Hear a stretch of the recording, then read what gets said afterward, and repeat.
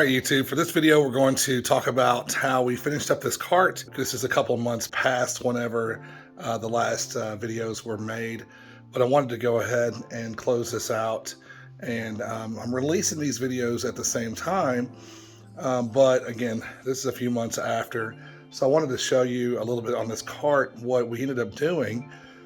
To finish it out, it's still not complete 100%, but it was good enough to get us where we needed to be for the end of the marching band season. So let's show you what we have. So here we have the cart. This is the front that we ended up building, and we also have the top up here, and we'll show you how those work. We put some edging on the sides here, this aluminum edging here, as well as on the back and the other side as well. So we have these hasps here. We're gonna open these up. And after we open up those hasps, we can then go ahead and do the trifold lid. See here on the side. And it just sits back and rests on the top. Now, usually what I do, rather than just letting it rest on the top like that, I actually take it off and just set it to the side. You can also see here in the front corner, we have our hook and eye, as well as over there, and that helps to hold this front right here on nice and sturdy where it doesn't come off. So I can unhook that, unhook this one, and then to get this off, I actually have to slide it upward and then outward. So let me do that.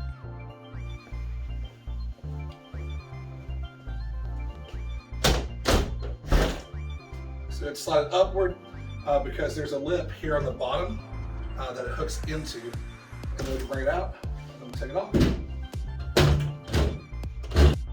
So this is the front cover. To put this aluminum edging on the sides, I had to rivet it, and those rivets, they're not flush. You can see over there as well, they're not flush. So had to rivet those in, and to get those to seat correctly on the rest of the cart, I had to drill out some holes. You can see it slides down and kind of goes into that hole. I might just do a slit all the way down from top to bottom so that those rivets could just slide in that slit and make it a little bit easier to take off and put it back on. Here is the lip. That is a piece of trim that I just cut in half, and the other half of that is on the bottom of the front cover. We have a piece of wood right here. Underneath that piece of wood is the other half of the piece of trim. They made up to one another very nicely, and they fit right alongside one another. And when I put the bottom in, it's nice and it's secure and snug, and then I can latch the top in with those eyelets and hooks, and it works well. So now onto this trifold lid right here. To keep this secure in the back so it doesn't come off, we have a couple of hooks here. The hook the one that keeps this back panel right here secured this way. This hook keeps the top down right there. Same thing on the other side. It's just currently unhooked right now. And we'll go ahead and unhook this. And we can just take this lid straight up and off. So there's the lid right there.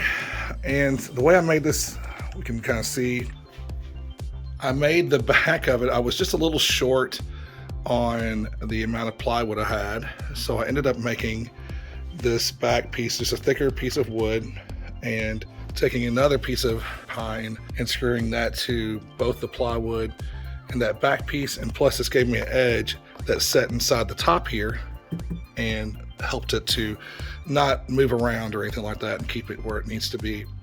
Each board that kind of folds on this lid, I put one or two pieces of wood there to kind of stabilize it, make it nice and flat. The way the hinges worked to make it tri-fold, I had to put the hinges on the outside of this first piece right here, and then on the second piece I had to put the hinges on the inside to make it fold the way I wanted to. And this tri-fold lid works pretty nicely because if it's hot outside, I can kind of shade the board just a little bit with it. Or, best thing to do is to tint the electronics, of course. But at least it gives it some shade before while I have time to get a tent out and get it over it if it gets hot or the sun comes out or whatever. We have our power conditioner and our wireless receiver for our wireless mic system. There is an antenna. You can see it's kind of in the back. It's right down there. Has a cover on it. The antenna turned out kind of neatly the way I was able to store it, but I had to take the mic stand that I had the antenna on and use it for something different. With all of the wiring and so forth, you can kind of see here on the sides, we have our two right speakers are wired to this side, along with an electrical outlet to provide power for those speakers. And the two left speakers are wired to this side to provide power as well. We have an outlet box for power.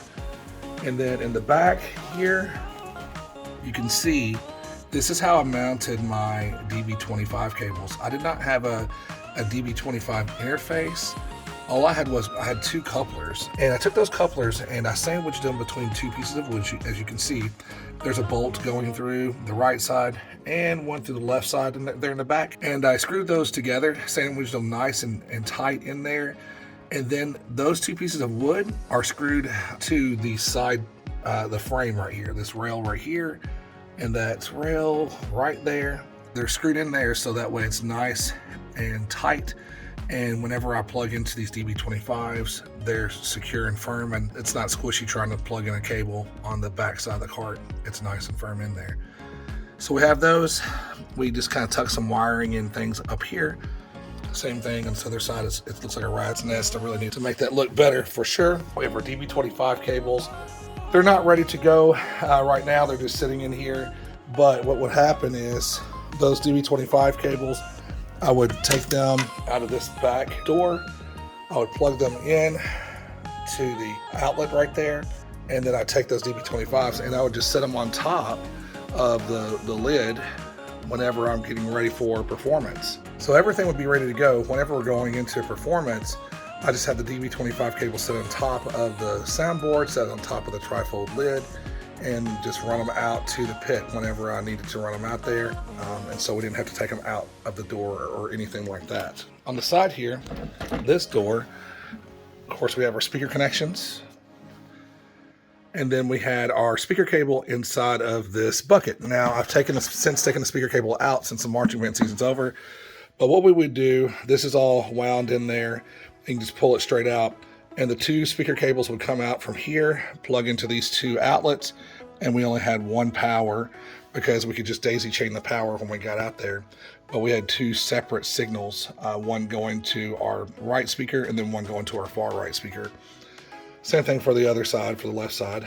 But once I had those plugged in, I would just take this bucket, set it back inside the door with it plugged in, and just close the door till about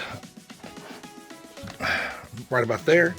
And then it would transport nice and easily from warm up to the performance without the door flying open or anything like that. And if you really wanted to, you could find some kind of little latch or something that can hold it slightly open while you transport it if you're worried about the door swinging out. But I really didn't have a problem with it. So I just did that with the same thing on both sides. Just had these two cables and the power going inside of here. And when we got to the performance area, just took this out, put it on the ground, and then ran the cables out to the speaker whenever we got it set up, that speaker and the far right speaker. So the same thing would happen to the other side. As far as on the back here, again, we put our DB25 cables up on top, as well as we would put our power cables that went to the center speaker and the power that runs out to the pit. They would connect here, and then our speaker cable for the center speaker would connect there. We would put all of that stuff just on top here and then run it out to the pit whenever we got to our performance. Again, same thing here on this side. Just take that bucket out and have it plugged in. Other things, get you a closer look, all of our connections. Eventually we'd like to run like Cat 5 or Ethernet cable, but we're not to that point just yet. And if I do that, I will definitely run some different connections on the board. We took some old foam that we had from another box, a little protective box for a soundboard, and I took it out and I glued it to this cart, made it nice and strong where there was a space underneath the cart here, and it was set on this, and I could strap it down just a little bit. The strap works okay. It is close to these two buttons, or these two knobs right here, but it works really well. And then I've got a nice foamy type layering right here. It's kind of like, it's the same layering that I have in my tool chest at my house. And I just did some adhesive and put it down, as well as down here, I have that as well. Another thing I wanted to show you guys, I almost forgot about, was whenever I made this, the corners back here, when I fixed these also came from an old box that was that protected our soundboard. I just took it off and used it for this. I ended up cutting them in half right here, so this would fold down nice and neatly. Just like that. What I wanted to show you, when we have our external antenna, we actually have a pearl clamp that's multi-actuated. It tilts two different ways. And that pearl clamp had the mic stand connected to it. It was just the arm on a mic stand. And so I had that connected here. It would fold straight down into this slot. And then the fin, which is sitting down in there, for the antenna would be over on this side. And so all I have to do is just loosen up the clamp and then raise the stand up, and then we would have our fin antenna. Again, I've taken off the actual arm that was connected to the clamp because I needed to use it for a different application here in the winter season. And so it's not there now. I wish I could show it to you. I do have a picture that I will show you with it connected and upright. So I'm going to end the video here. I hope this video has been helpful for anyone out there who is interested in building a sound card and doesn't want to spend a crazy amount of money on buying one that you find online or anything like that. Hopefully this will give you some inspiration and some ideas on how you might go about to build yours. Again, I made this for our needs currently. It'll probably change in the future, but I made these panels that have our connections where I could take them out and be able to put in new panels or new connections and things like that. So it's ready to go for future use. And I plan on using this for years to come. It really has been a great help for ease of setup, going to and from our practices and the performances, being able to just set up quickly and cut down on the time that it takes to do that. Like and subscribe if you enjoyed this content. I really enjoy bringing this to you guys. Whether you guys enjoy it or not, I have a great time putting these videos together. And hopefully you guys will stick with me, because there's tons of things to always work on in the world of either being a band director or just working at home on my home theater or just working around the house and doing things. And I'd like to take you guys along with me. Thanks for being here. Thanks for subscribing. And I hope you guys have a great day, and we'll see you at the next one.